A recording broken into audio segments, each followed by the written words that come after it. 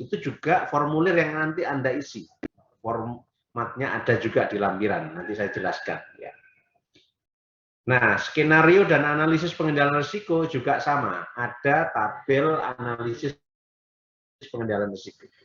Nah, serta yang terakhir, yang kelima, itu adalah laporan keseluruhan praktek atau laporan akhirnya. Ya. Laporan akhirnya. Apakah berarti tiap fase praktek nggak ada laporan, Pak? Ada. Jadi nanti setiap praktek satu ada laporan praktek satu, praktek kedua ada laporan praktek dua, untuk praktek tiga tidak ada, langsung saja laporan akhir atau laporan keseluruhan.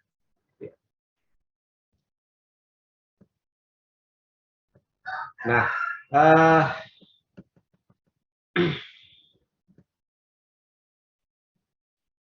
keseluruhan praktek ini sebenarnya membutuhkan satu upaya observasi terhadap pekerjaan atau kegiatan yang ada di satu industri, satu proyek, atau satu bisnis. Ya.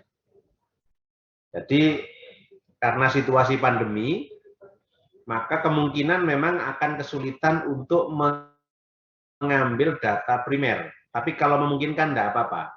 Jadi yang Anda lakukan bisa adalah mengambil data sekunder. Ya. Jadi Anda nanti kalau tidak memungkinkan untuk mengambil data primer atau mengambil data dengan observasi langsung atau mendatangi objek secara langsung, bisa juga menggunakan data sekunder. Data sekunder itu data yang diperoleh secara tidak langsung. Misalnya Anda membaca dari buku atau laporan PKL tentang objek itu. Anda mendapatkan video tentang objek itu atau gambar tentang objek itu. Anda bertanya kepada orang yang bekerja di objek itu boleh juga, tidak apa-apa. Itu namanya sumber sekunder. Kalau sumber primer Anda datang dan observasi langsung, itu sumber primer namanya. Ya. Jadi dalam praktek ini karena masa pandemi tidak bisa ideal, idealnya memang Anda mendapatkan sumber primer, tapi karena situasi seperti ini, sumber sekunder tidak apa-apa. Jadi bisa melalui video, melalui literatur, bisa melalui wawancara dengan orang yang bekerja di objek atau tempat yang Anda jadikan apa namanya, hal yang dalam praktek ini. Jadi Anda analisa dalam praktek. Ya. Pertama-tama prakteknya yang ada adalah mengidentifikasi bahaya ketiga dengan job safety analysis. Jadi identifikasi bahaya. Ya. Anda bisa membaca dasar teorinya ini, ya. Nah, ini juga sebenarnya saya replikasi saja dari modul yang sudah saya share. Saya perkaya dengan beberapa hal, gitu ya. Intinya bahaya di tempat kerja itu ada banyak macam-macam. Ada bahaya mekanis, ada bahaya listrik, ada bahaya fisis, bahaya biologis, bahaya kimia, bahaya fisiologis, bahaya statis, ya. Macam-macamnya itu bisa Anda cek di dasar teorinya. Ini saya hanya tulis pokok-pokoknya saja, gitu ya.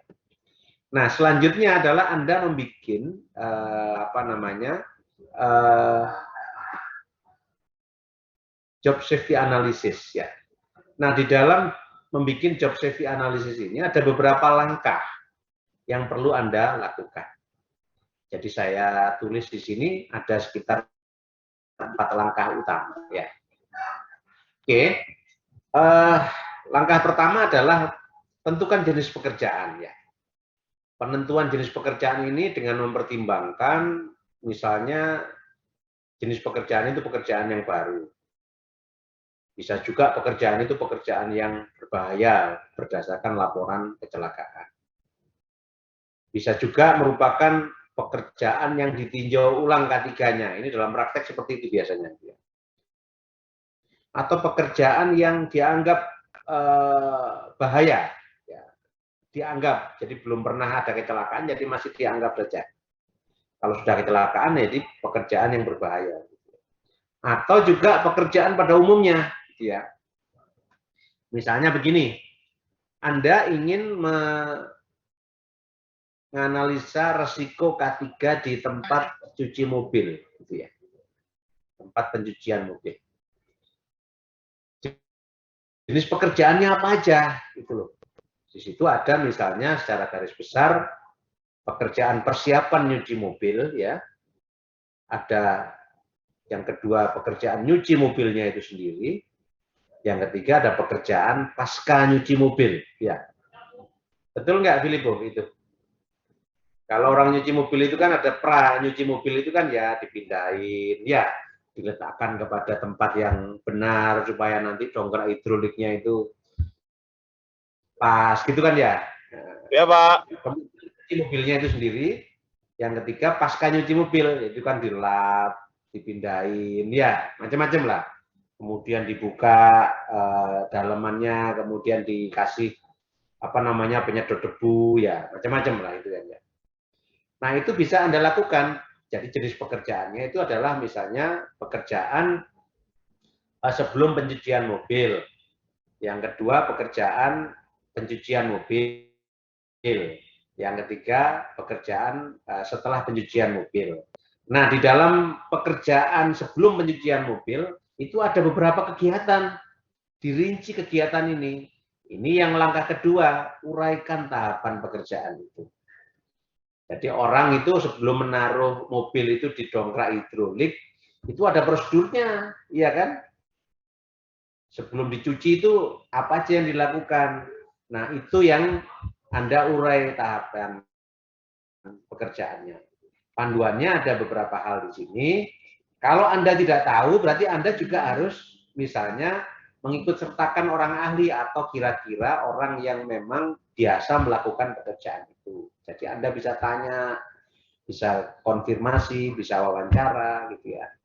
Nah, Anda mencatat semua itu. Ya, sebelum Anda eksekusi, Anda diskusikan kembali karena ini kan 3 orang per kelompok. Anda diskusikan ini benar enggak langkah tahapan pekerjaan sesungguhnya, gitu kan ya.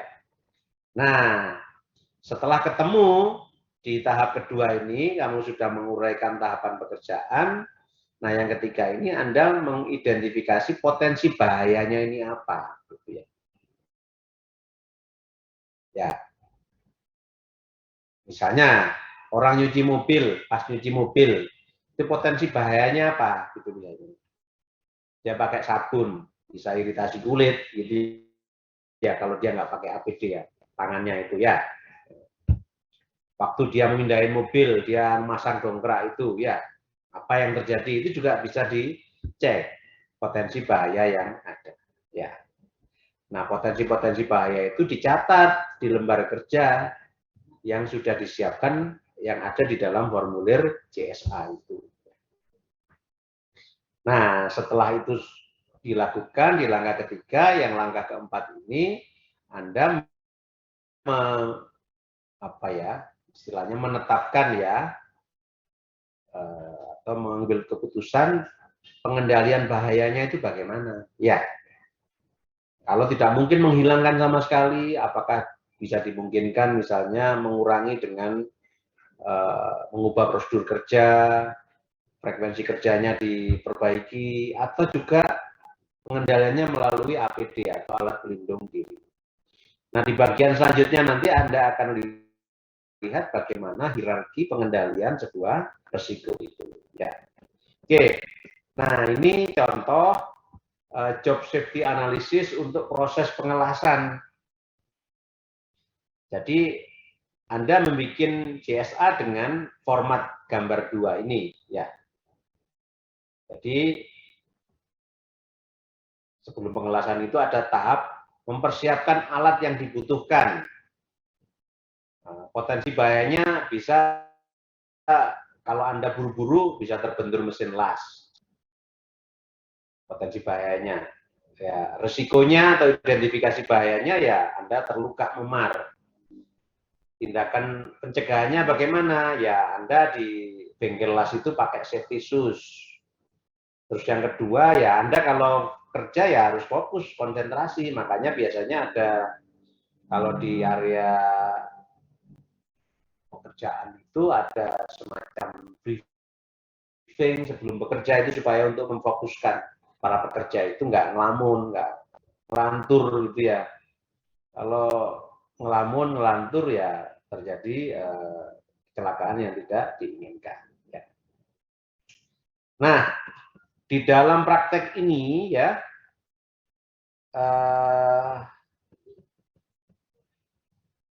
Anda dibagi dalam kelompok, jadi 3 orang lah ya. Nah, setiap kelompok minimal 3 pekerjaan, 3 aktivitas yang dipilih. Tadi kebetulan saya contohkan pekerjaan pencucian mobil itu ada 3 fase penting biasanya memang. Pra nyuci mobil, waktu nyuci mobil, sama pasca nyuci mobil. Nah, itu pas. Jadi ada 3 pekerjaan itu. Nah, pekerjaan itu kemudian diurai tadi itu tahapan-tahapannya, kemudian diidentifikasi bahaya, kemudian dituangkan di dalam formulir atau matriks CSA. Formatnya seperti dalam gambar 2 itu. Ya, gambar 2 tadi ya. Nah, hasil dari kegiatan di praktek 1 ini harus dibuat laporan praktek 1. Setelah laporan dibuat, Anda harus mempresentasikan laporan tersebut. Nah, kita melompat ke laporan praktek 1 supaya mudah. Oke, format laporan praktek 1 ini sampul depan ya. Anda tulis seperti ini saja. Praktek analisa risiko K3, bla bla bla bla ya. Laporan praktek 1, identifikasi bahaya. Baru Anda tulis objeknya. Misalnya laporan praktek 1, identifikasi bahaya ya. Pekerjaan car wash di apa? Maksuan car wash Duren Sawit Jakarta Timur itu boleh ya, di mana terserah. Filipo mau di Bekasi juga boleh ya. Nah, saya tekankan pekerjaannya nggak boleh sama ya. Kelompok 1 dengan kelompok yang lain. Jangan bikin cuci mobil semua nggak boleh. Welding semua nggak boleh. Harus berbeda. Kalau ada yang sama saya dis dua-duanya itu ya. Saya suruh ulang dua-duanya itu ya. Jadi harus berbeda. Oke. Nah, kemudian formatnya bisa Anda baca ya, disesuaikan aja siapa di antara ketiga orang itu yang jadi ketua, siapa yang jadi anggota, gitu ya. Oke. Nah, isinya di laporan praktek 1 ini selain sampul itu ada pendahuluan. Jadi pendahuluan itu yang bagian A, deskripsikan secara singkat. Kalau Anda tadi itu mau misalnya mengobservasi di perusahaan atau workshop bengkel las gitu ya, deskripsikan secara singkat. Bengkel las itu bagaimana profilnya, ya di mana, ya apa aja yang dikerjakan, ya. Jadi deskripsikan secara singkat proyek, bisnis atau industri atau usaha yang Anda observasi, gitu ya. Kemudian yang kedua, Anda akan memilih 3 pekerjaan. Nah, jelaskan kegiatan di apa namanya di bisnis atau di proyek itu yang Anda pilih ya, yang Anda akan identifikasi bahaya dan mengapa Anda memilih itu. Jadi ada alasannya. Nah, ini yang bagian pertama, pendahuluan. Bagian yang kedua, Anda menulis ya cari di internet bisa, baca buku bisa, landasan teorinya tentang manajemen risiko K3. Ini yang bagian pertama, 2A ya. Yang 2B, Anda menuliskan landasan teori tentang identifikasi bahaya secara umum dan secara khusus dengan menggunakan CSA. Ya. Ini bagian kedua, studi pustaka namanya. Nah, bagian ketiga, Anda tuliskan tentang job safety analysis yang sudah Anda buat seperti format dalam gambar 2 tadi itu. Ya. Nah, ini nggak perlu Anda print, jadi soft file saja. Nanti saya akan tentukan timelinenya. Anda harus unggah di Google Classroom setiap kelompok. Jadi perwakilan kelompok aja yang mengunggah. Oke, sampai di sini untuk praktek 1 jelas. Praktek 1. Ada pertanyaan? Enggak, Pak. Jelas? Jelas, Pak. Oke, jelas. Oke, kalau sudah jelas, saya menginjak ke praktek kedua. Supaya ini ya, supaya runtut. Praktek kedua.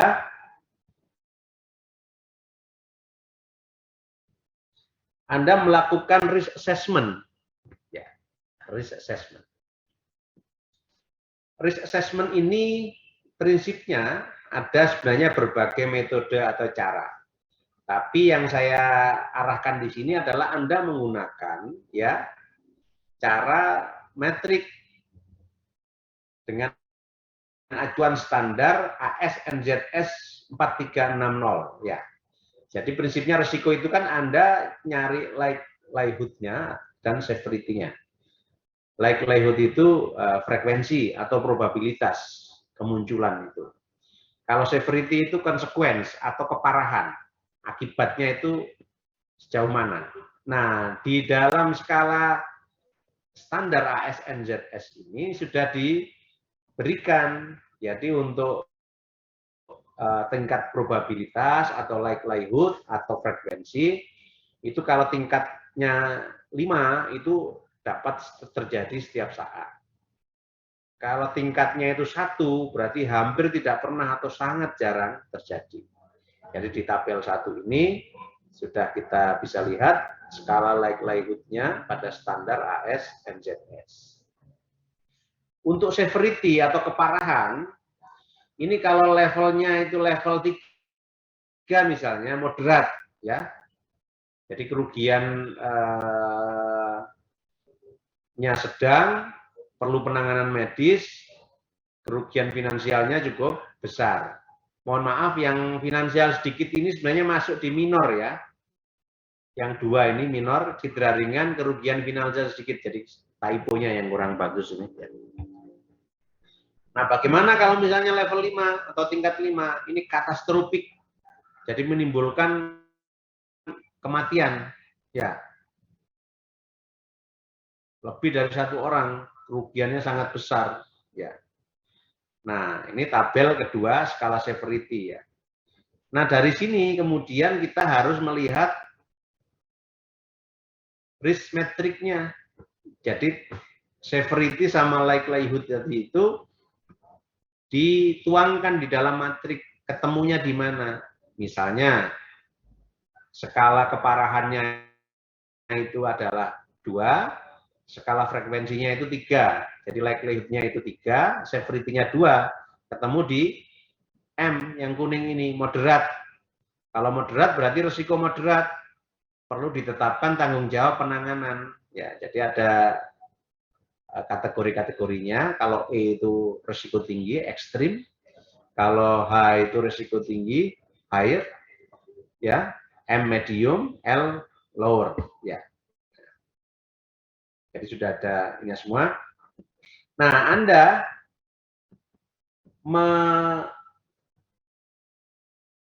melakukan analisa risiko dari hasil praktek 1 tadi itu, ya, dituangkan dalam tabel risk assessment ini, ya. Dimasukkan ke sini. Sumber bahaya, potensi risiko, probability-nya berapa, ini berapa, risk rating-nya berapa. Ya. Tadi kan Anda mengidentifikasi bahaya, ya, potensi bahayanya apa.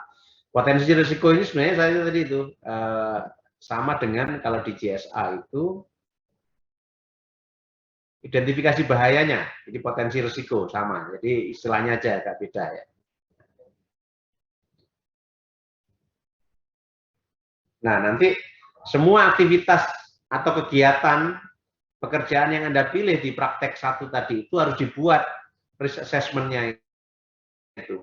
Jadi setiap tahapan pekerjaan itu identifikasi bahayanya bagaimana, dia risk rating-nya masuk ke berapa, gitu ya.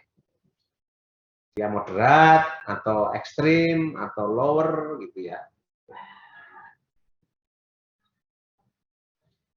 Nah, memang di dalam praktek di perusahaan nanti itu ada konsep namanya ALARP ya. ALARP itu as low as reasonable practicable. Jadi apakah diterima risiko tersebut, apakah bisa ditoleransi ataukah tidak bisa diterima. Ya, prinsipnya seperti itu. Jadi nanti akan kita lihat pada praktek yang ketiga, bagaimana sebuah risiko itu harus dikendalikan. Oke, praktek yang kedua ini ya, ini Anda ada prosedur kerjanya. Jadi mahasiswa mengkaji frekuensi kejadian atas bahaya yang terjadi dan menentukan nilai dengan skala menggunakan standar tadi itu. Jadi tandanya bahaya yang terjadi diambil dari seluruh bahaya yang teridentifikasi pada JSA yang dibuat pada praktek 1. Jadi runtut gitu ya.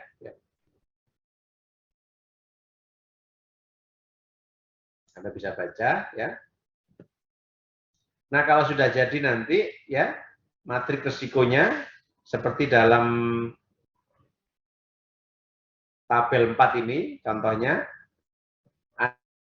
Anda harus membuat laporan praktek kedua ya. Dan kemudian mempresentasikan laporan praktek 2 ini. Nggak usah di print tapi diunggah soft file aja ya.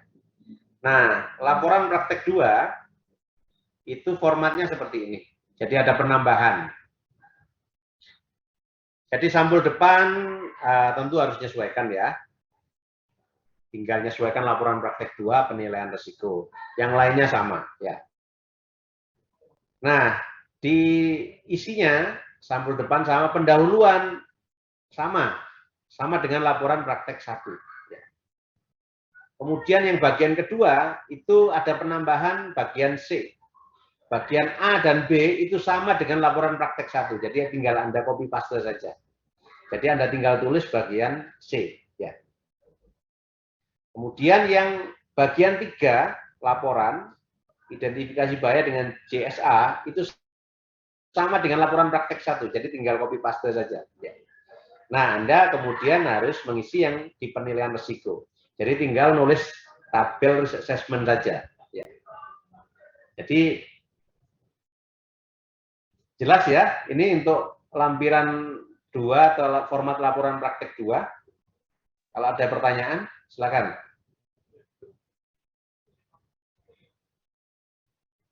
Bagaimana? Jelas? Jelas, Oke. Pak. Alia, Nabila, jelas? Jelas, Pak. Oke, kalau udah jelas, saya lanjutkan ke praktek ketiga. Praktek ketiga ini Anda membuat formulir HIRATS ya. Kemudian menyusun skenario dan menganalisis pengendalian risikonya ya. Nah, di dalam praktek ketiga ini prinsipnya Anda harus paham tentang hierarki pengendalian risiko karena nanti ada analisis pengendalian risikonya itu. Di dalam pengendalian risiko ini kalau menurut OSAS ya, itu ada eliminasi, ada substitusi, ada perancangan, ada administrasi, ada APD. Ya. Jadi kalau tidak memungkinkan untuk dieliminasi, ya disubstitusi. Kalau tidak memungkinkan, ya aspek engineering kontrolnya bagaimana, dan seterusnya, sampai kepada APD. Jadi APD ini paling tidak handal sebenarnya.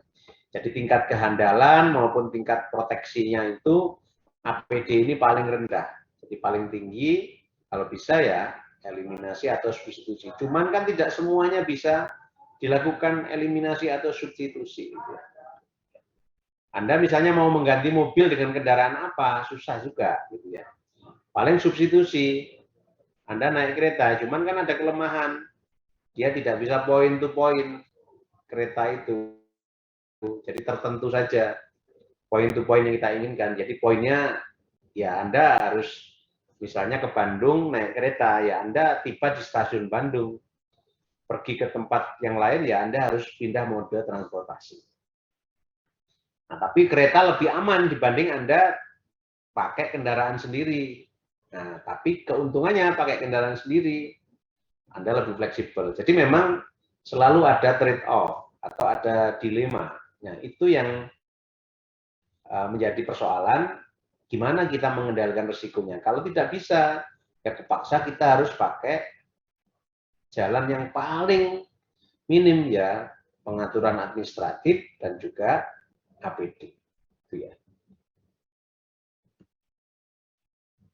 Ini penjelasan hierarki ya secara singkat.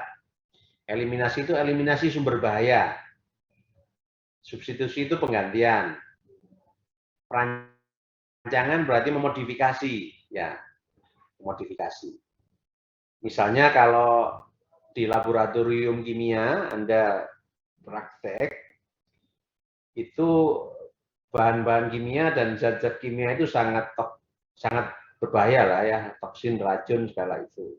Sehingga kalau ventilasi biasa, itu masih cukup berbahaya bagi orang yang ada di ruangan laboratorium kimia itu.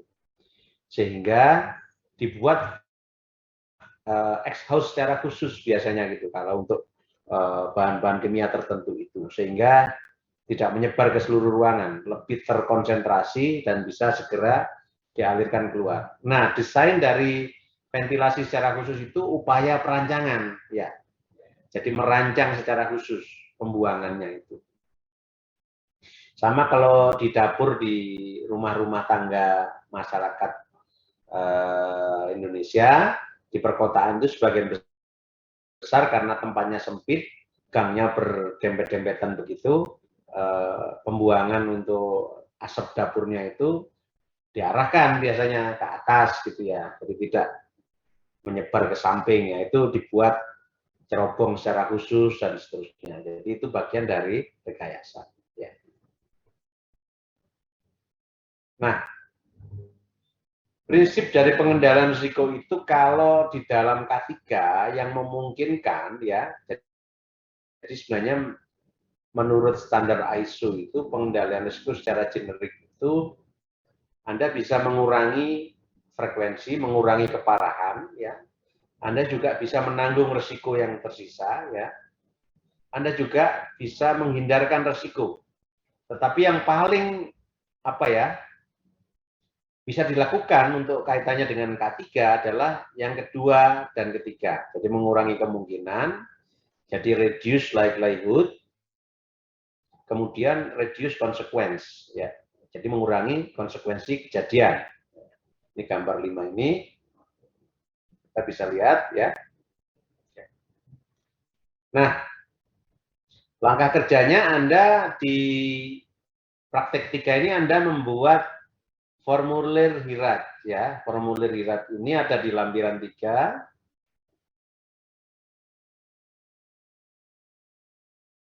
Oke, ini. Nah, formulir HIRAT ini sebenarnya sudah Anda lakukan di praktek 1 dan praktek 2 itu kan Anda nulis tentang penilaian risiko, nulis tentang pengendalian risikonya ya. Tapi Anda tulis kembali di sini. Ya. Nah, di penyusunan formulir HIRAT ini ada review pengendalian risiko yang nanti akan silang terus. Jadi kelompok 1 nanti akan direview oleh kelompok 2. Kelompok 2 akan direview oleh kelompok 3 dan seterusnya. Kelompok 6 ya akan direview oleh kelompok 1. Nah, reviewnya itu nanti Anda bisa menilai apa yang dikerjakan oleh teman-teman Anda sendiri di kelompok yang lain, gitu kan ya. Jadi misalnya di dalam bagian status itu Anda asumsikan aja misalnya sudah dilakukan tindakan in progress misalnya itu. Nah, yang paling penting adalah di review pengendalian risikonya itu. Apakah pengendalian itu efektif? Apakah tidak menimbulkan bahaya yang baru? Ya. Terus apakah Anda juga misalnya merancang monitoringnya bagaimana itu? Tentukan juga tindakan monitoring yang perlu misalnya. Jadi ini latihan untuk saling menilai apa yang dikerjakan oleh teman-teman Anda, ya. Karena di dalam prinsip K3 kalau di HSE itu yang mereview tentu tidak yang bikin ya, jadi harus orang lain kira-kira begitu ya. Jadi kita latihan untuk mereview pekerjaan dari teman kita sendiri di lain kelompok gitu ya. Nah, untuk laporan ketiga ya, laporan ketiga. Laporan praktek ketiga ini laporan akhir ya. Laporan akhir ya. Ini sampulnya seperti ini, jadi Anda tulis laporan akhir analisa risiko K3 gitu. Nah, isinya lebih complicated di laporan praktek ketiga ini. Nah, yang sampul depan ditambah dengan kata pengantar dan daftar isi ya. Ini simple lah, ini kan yang penting standar ini kan ya. Kata pengantar, daftar isinya ada ya. Kemudian di bagian pendahuluan, kalau bagian A dan B itu sama dengan laporan praktek 1, bagian C ini Anda harus jelaskan ya, singkat saja, bahwa Anda melakukan analisa risiko K3 pekerjaan apa tadi itu dengan menggunakan metode HIRATS ya. Anda tambahkan HIRATS itu apa, itu boleh, silakan ya. Itu simpel sebenarnya. Di pendahuluan ini Anda tinggal copy paste di laporan praktek 1 yang bagian A dan B. Yang C Anda tambahkan sendiri. Kemudian di bagian studi pustaka ya, bagian A dan B itu sama dengan laporan praktek 1. Kemudian bagian C sama dengan laporan praktek 2. Jadi tinggal copy paste aja. Nah, tinggal yang bagian D Anda menulis sendiri. Menulis lagi ya. Pengendalian risiko, jadi landasan teorinya, ya konsep landasan teori Anda tulis bagian D ini. Nah, bagian 3 dan bagian 4 ini Anda copy paste aja. Yang bagian 3 ini sama dengan laporan praktek 1, bagian yang keempat sama dengan laporan praktek 2. Ya. Nah, Anda yang harus bikin adalah di bagian kelima, pengendalian risiko. Jadi Anda menuangkan formulir yang sudah Anda isi tadi, format formulir HIRATS, kemudian yang B Anda menuliskan analisa pengendalian risiko, formatnya ada di lampiran 3 tadi. Nah, kita lihat ya. Nah, misalnya begini, Anda menulis ya, misalnya pengendalian risikonya adalah operator tidak ahli dalam mengendarai forklift, ya. Risk ratingnya adalah moderat. Nah, risk controlnya Anda menulis 3 hal. Misalnya perlu memberikan pelatihan operator forklift. Yang kedua, memberikan jalur forklift. Yang ketiga, memberikan safety sign. Nah, masing-masing itu Anda urai. Pelatihan operator forklift itu ada standarnya enggak? Misalnya itu. Jadi di sini misalnya berdasarkan peraturan Permenaker tahun 2010 tentang operator dan petugas pesawat angkut, bla bla bla bla. Jadi Anda tuangkan di sini. Kemudian memberikan jalur forklift, misalnya itu kebetulan ini kasusnya adalah kasus alat angkut gitu ya. Anda gambar benahnya.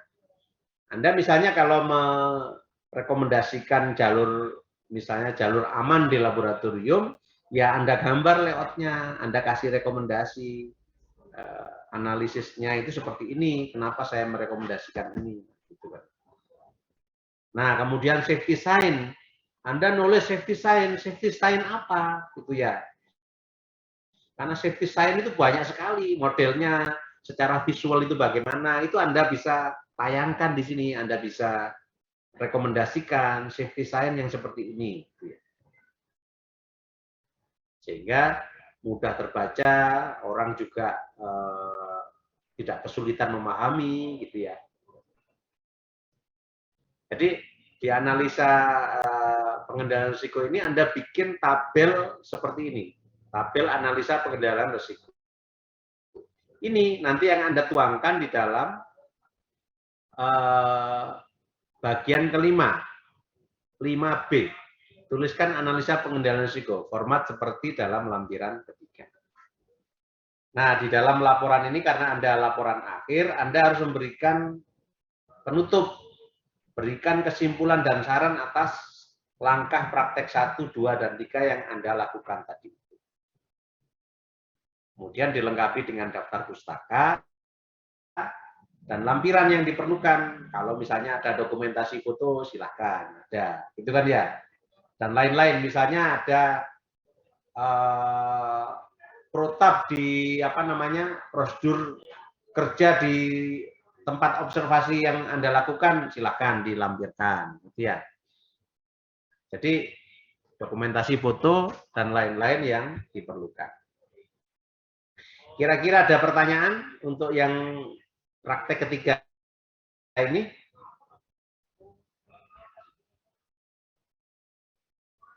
Reva, Farhan? Enggak, Pak. Cukup jelas? Iya, jelas. Jelas. Oke. Saya nanti minta diunggah ya dari Anda nama-nama kelompok di Google Classroom ya, Anda unggah ya kelompoknya.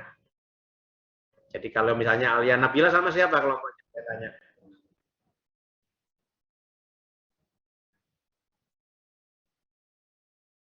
Alia Nabila sama siapa kelompoknya? Bentar, Pak. Ya.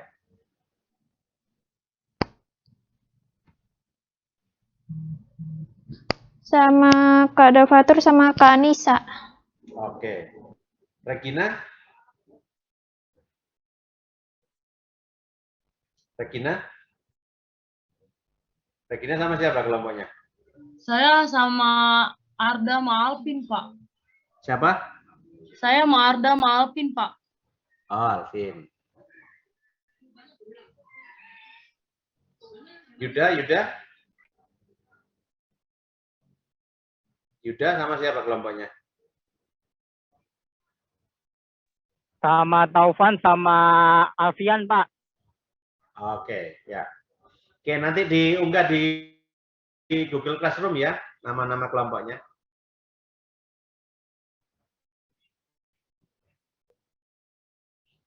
Oke. Sekarang saya bicara timeline. Timeline ya. Waktu ya. Ini karena Anda mengambil data sekunder, jadi sebenarnya nggak ada masalah kalau data sekunder. Artinya Anda bisa dari kepustakaan, dari internet, boleh dari nanya ke orang yang bekerja di situ, gitu ya, boleh aja. Tapi kalau memungkinkan untuk observasi langsung, ya silahkan juga. Karena saya tidak mengharuskan observasi langsung terkait dengan pembatasan PPKM darurat seperti sekarang ini. Ya.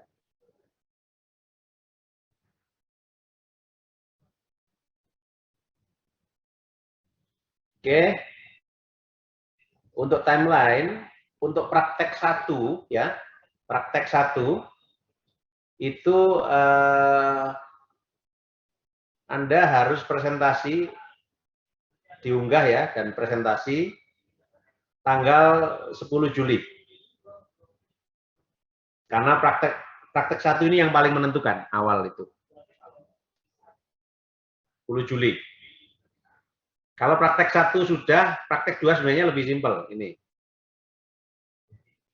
Jadi kalau praktek 2 itu tanggal 14 Juli. Jadi praktek 1 tanggal 10 Juli, praktek 2 harus diunggah dan dipresentasikan tanggal 14 Juli. Nanti saya saya tulis di Google Classroom juga. Nah, laporan akhir terakhir itu tanggal 20 Juli. 20 Juli. 20 Juli. Ya. Jadi saya cek nanti apakah memerlukan presentasi dalam arti presentasi yang durasinya panjang atau cukup konfirmasi saja. Yang penting diunggah, saya baca, kira-kira begitu.